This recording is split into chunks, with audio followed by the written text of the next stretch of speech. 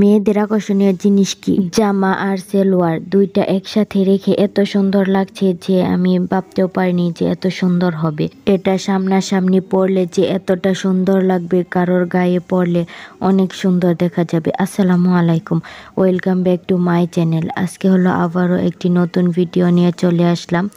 আজকে হলো যে সালোয়ার আর জামা কাটিং এবং সেলাইয়ের ভিডিও দিয়েছিলাম, আজকে হলো সেই সালোয়ার আর জামা দুইটার একসাথে এক সেট দেখবেন।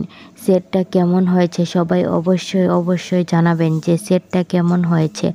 এই যে আমার পুরো জামাটার নিচে হচ্ছে আমি এরকম করে দিয়েছি, আগে আপনারা দেখে নিয়েছেন। তারপর হচ্ছে গলার মধ্যেও দিয়েছি এই যে নিচের জামার লুকটা।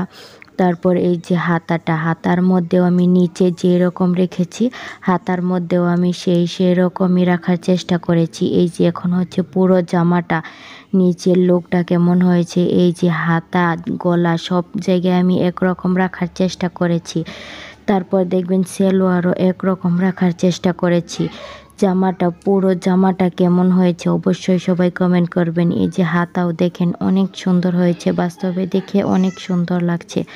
এই যে পেছনেও আমি দুইটা দিইনি, কিন্তু একটা পাইপিং দিয়ে নিয়েছি, এই একটাতেই সুন্দর লাগছে। পিছনে গর্জিয়াস কাজ করলে সবটাই একরকম হয়ে যাবে, তাই পিছনে একটা দিয়েছি।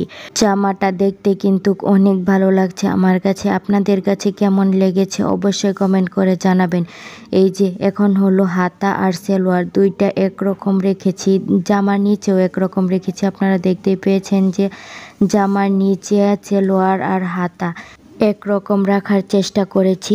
সালোয়ারের সাথে হাতার সাথে এবং জামার নিচের সাথে অনেক মিল আছে, পুরোটাই মিল। কারণ আমি সব একসাথে একরকম রাখার চেষ্টা করি, আর একরকম রাখতেই আমার কাছে ভালো লাগে। অবশ্যই আপনারা কমেন্ট করে জানাবেন যে কেমন হয়েছে। আল্লাহ হাফেজ।